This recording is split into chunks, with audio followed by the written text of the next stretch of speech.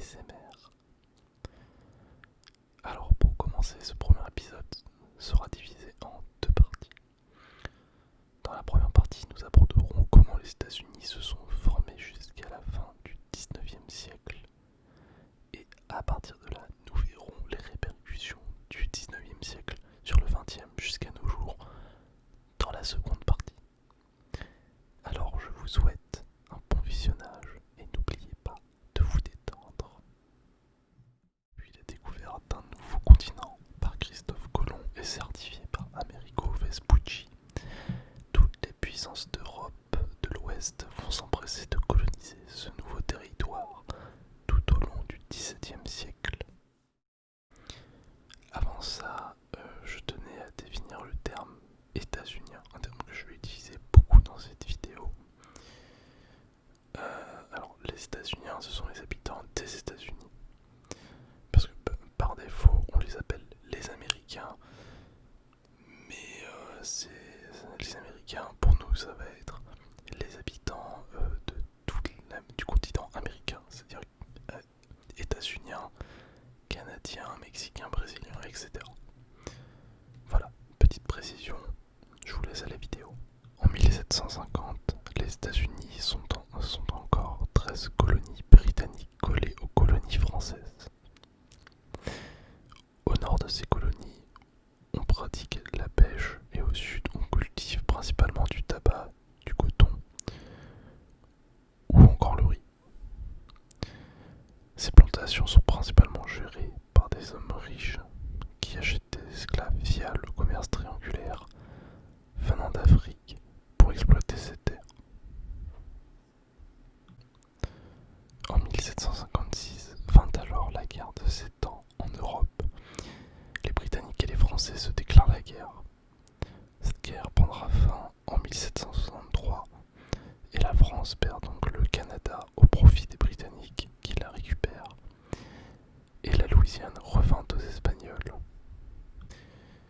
Mais les Amérindiens habitant sur les anciennes colonies françaises réclament un État leur appartenant et le départ des Britanniques sur la côte est du pays.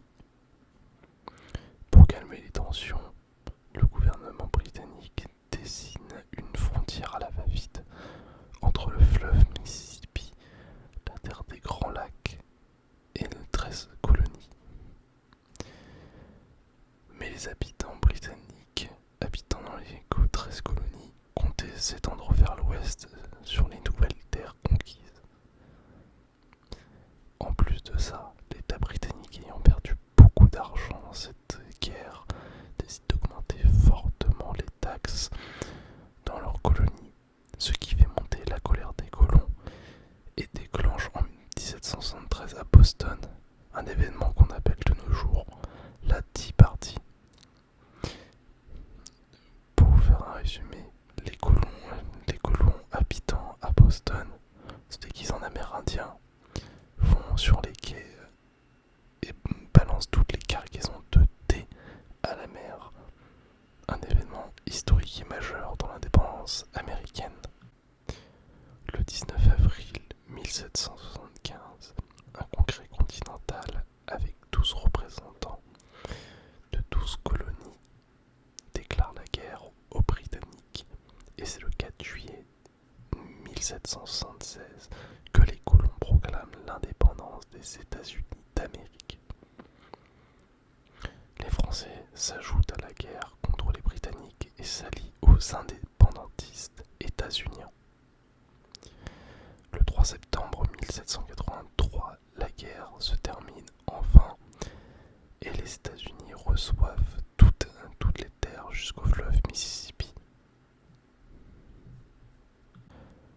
La constitution des États-Unis est divisée en 3 grands pouvoirs. Le pouvoir législatif qui est géré par le Congrès qui vote les lois et les budgets de l'État. Le pouvoir judiciaire qui est géré par la Cour suprême et qui fait les lois et respecter la Constitution. Et le pouvoir exécutif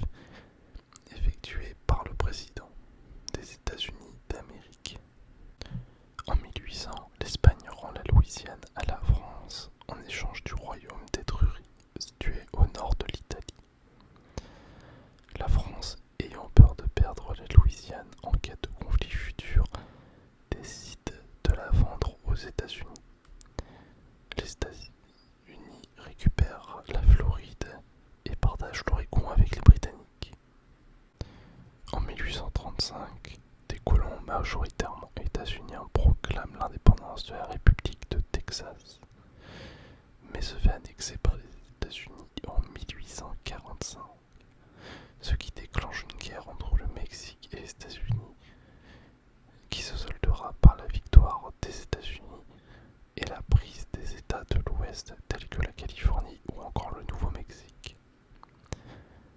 C'est en 1850 que cette guerre prendra fin. En 1861, les États du Sud qui veulent instaurer le modèle esclavagiste dans les nouvelles terres de l'Ouest déclarent la guerre aux États du Nord qui, eux, veulent abolir l'esclavage. Cet événement est aussi appelé la guerre de sécession. Cette guerre prend fin en 1865 et environ 3 millions d'esclaves sont affranchis. Suite à cette guerre, un groupe réunissant des personnes du sud des États-Unis refusant la défaite et qui sont pour une suprématie blanche se forme et se nomme le Ku Klux Klan. Pour les Afro-Américains, c'est le début d'une ségrégation raciale. En 1867, la Russie vend l'Alaska aux États-Unis. Les États-Unis créent un chemin de fer qui rallie les États de l'Est et de l'Ouest pour favoriser le développement des terres du Midwest et met en place d'immenses champs agricoles. En plus de ça, les États-Unis, avec les nouvelles ressources trouvées sur le territoire et dans les terres, l'industrie des États-Unis explose. En 1898, suite à l'explosion mystérieuse du navire l'USS Maine dans un port situé à La Havane, c'est-à-dire l'actuel Cuba, et dû au soutien de la population de déclarer à l'Espagne la guerre, les États-Unis rentrent en guerre contre l'Espagne. La guerre s'arrêtant la même année, les États-Unis font réclamer les Philippines, l'île de Porto Rico, les îles de Guam et réclament l'indépendance de Cuba. Donc voilà, c'est la fin de la première partie. Je sais, elle est plutôt courte, mais ce n'est pas pour vous embrouiller que je fais ça. Parce que dans la seconde partie, nous allons étudier énormément de points entre les deux guerres mondiales, la guerre froide, la guerre du Vietnam. Il y a énormément de points à aborder.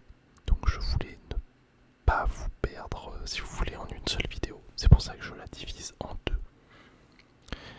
En tout cas, j'espère que vous avez appris des choses ou même vous avez réussi à vous relaxer. Et je vous souhaite à bientôt pour la seconde partie de ce premier épisode de l'Humanité ASMR.